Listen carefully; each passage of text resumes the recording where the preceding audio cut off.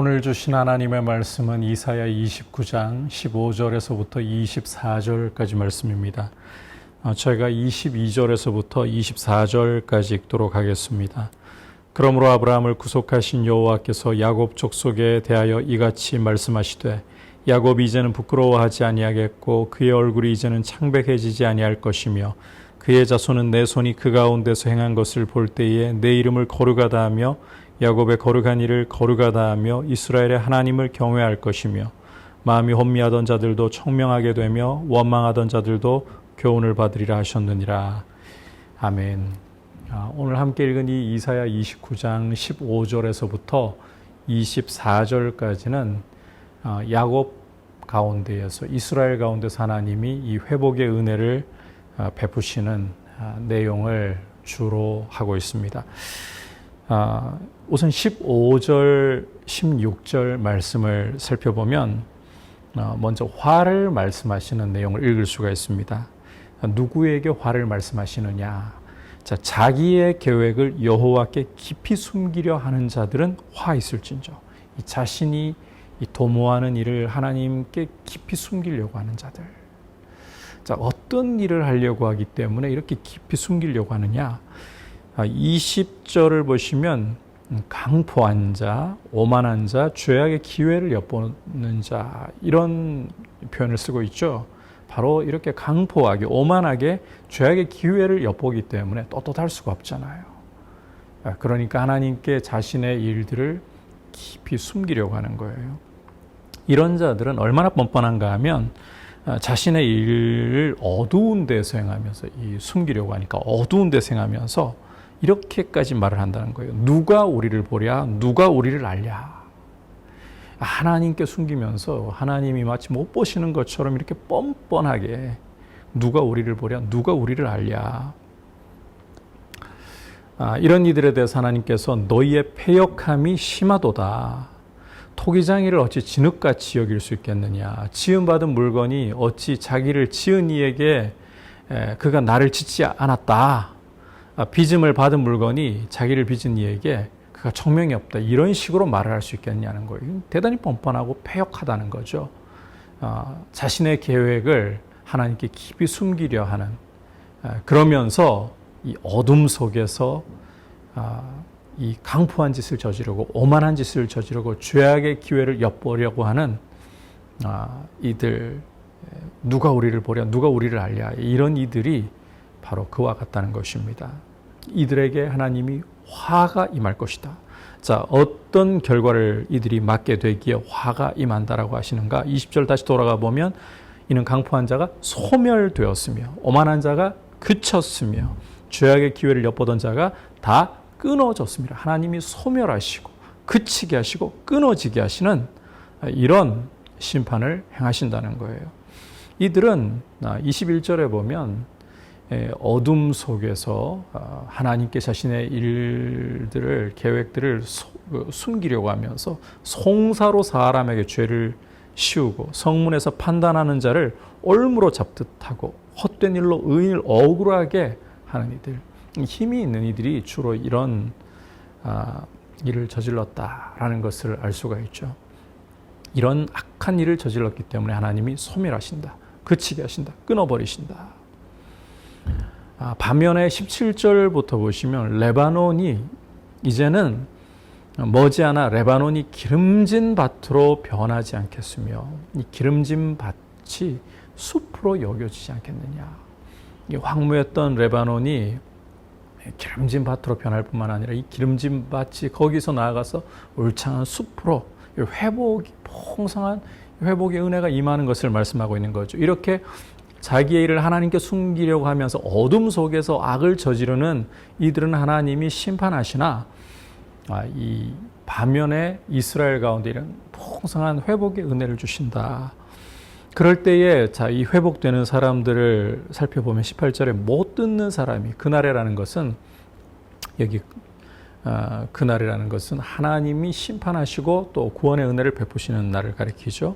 못 듣는 사람이 책의 말을 들을 것이다.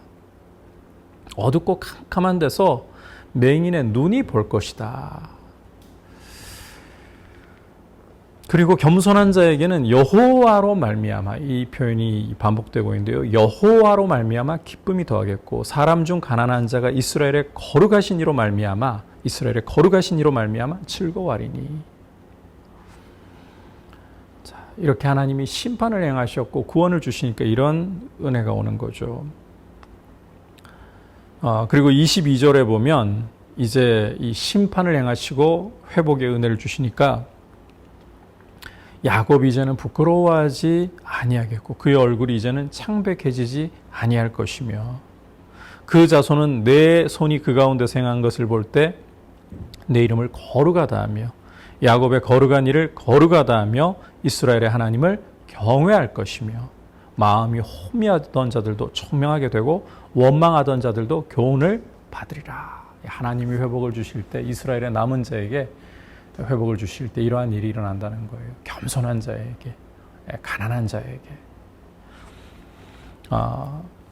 오늘 이 말씀 속에서 이 하나님 앞에서 자신의 계획을 깊이 숨기려고 하는 어둠 속에서 강포를 저지르고 오만하고 죄악의 기회를 엿보려고 하는, 그러면서 힘으로 사람들을 억압하는 이런 죄에 대해서 하나님이 패역하게, 누가 우리를 보랴, 누가 우리를 알랴, 이런 오만한 생각을 갖고 있는 이들을 아주 패역하게 보시고 끊어버리신다. 이 말씀을 통해서 우리가 이 빛 가운데서 행하는 것이 얼마나 중요한가 하는 사실을 생각하게 됩니다. 요한일서 1장에서 우리가 이 빛 가운데 행하는 것이 얼마나 중요한가를 말씀하고 있어요. 이 빛 가운데 행한다는 것은 자신의 죄를 돌아볼 줄 알고 자신의 죄를 겸손하게 자백하면서 예수 그리스도의 보혈로 죄 씻음을 받는 이런 날마다 회개하는 삶을 살아가는 모습. 아울러서 빛 가운데서 행한다는 것은 형제를 사랑하는 것으로 열매를 맺어야 됩니다. 이 두 가지가 빛 가운데 행하는 것의 핵심이에요. 죄를 자백하고 형제를 사랑하는 모습. 오늘 이 말씀을 통해서 이 빛 가운데서 행하기를 힘쓰자. 어둠 속에서 하나님께 자기의 계획을 숨기려 하면서 죄를 저지르고 누가 우리를 보랴, 누가 우리를 알랴. 어리석죠. 사실은 어리석고 패역한 것이죠. 빛 가운데 행할 수 있기를 축복합니다. 자신의 죄를 회개할 줄 알고 그리고 형제를 사랑하는 모습을 주님 앞에 드릴 수 있기를, 그런 은혜를 구하시기를 축복합니다. 아울러서 하나님이 이 겸손한 자에게, 가난한 자에게 회복의 은혜를 주실 때, 즉 이스라엘의 남은 자에게 회복의 은혜를 주실 때 이 두드러지는 특징 중에 하나가 보면 18절에 못 듣는 사람이 책의 말을 듣고 어둡고 캄캄한 데서 맹인의 눈이 볼 것이다. 그리고 24절에 보면 마음이 혼미하던 자들도 청명하게 되고 원망하던 자들도 교훈을 받는다. 오늘 말씀 앞에서 29장 9절에서부터 12절까지에서는 하나님께서 이 이스라엘에게 이런 말씀을 하셨어요. 너희는 맹인이 되고 맹인이 되라. 너희가 비틀비틀하게 되라. 왜냐하면 깊이 잠들게 하는 영을 부어주셔서 눈을 감기셨기 때문이다. 선지자들과 선견자들을 덮어버리셨고 모든 계시가 봉한 책의 말처럼 되게 하셨기 때문이다. 이게 하나님을 입술로만 공경하지만 마음은 먼 당신의 백성에게 주시는 이 징계이고 심판이라고 했습니다. 그런데 회복의 날에는 이제는 이 봉한 것이 걷어지는 거예요. 그러니까 어둠 속에서도 맹인의 눈이 보기 시작하는 거예요. 이 듣지 못하던 이들이 책의 말을 듣게 되는 거예요. 깨닫게 되는 거죠. 그리고 마음이 혼미하던 자들에게도 청명이 오고 원망하던 이들은 교훈을 받게 되고, 이게 되면 그렇게 하나님을 기뻐할 수가 있어요. 19절에서 보듯이 여호와로 말미암아라고 하면서 기쁨이 더하겠고 이스라엘의 거룩하신 이로 말미암아라고 하면서 즐거워하는, 그리고 하나님을 거룩하시다 경외하는 모습이 나올 수 있는 것입니다. 그래서 하나님의 말씀을 깨닫는 것, 이게 얼마나 큰 축복인가. 심판은 말씀이 가려질 때 와요. 그러나 회복은 말씀이 열리는 축복과 함께 오는 것입니다. 말씀이 열려야 하나님을 기뻐하고 경외할 수 있습니다. 말씀을 깨닫는 이런 귀한 축복을 풍성하게 누릴 수 있기를 주님의 이름으로 축복합니다. 빛 가운데서 행하자. 하나님이 말씀을 열어 하나님을 경외하게 하시는, 하나님을 기뻐하게 하시는 이런 복을 누리기를 늘 사모하자. 이렇게 주님 앞에 서 계시기를 축복합니다. 함께 말씀을 생각하면서 기도하겠습니다. 주님, 빛 가운데서 행하게 하옵소서. 날마다 내 죄를 돌아보면서 예수의 보혈을 의지하고 죄를 회개하면서 정결한 삶을 살아가게 하시고 형제를 사랑할 수 있도록 은혜 주옵소서. 무엇보다 하나님의 말씀을 깨닫는, 그래서 하나님을 경외하고 하나님을 기뻐하는 삶을 살게 하여 주옵소서. 아울러서 지금 수도권발 이 코로나 확산세가 심상치 않은 상황 가운데 있습니다. 주님 긍휼을 베풀어 주셔서 전국으로의 확산이 잘 제어될 수 있도록, 하루속히 코로나가 종식될 수 있도록 은혜를 주옵소서. 같이 기도하겠습니다.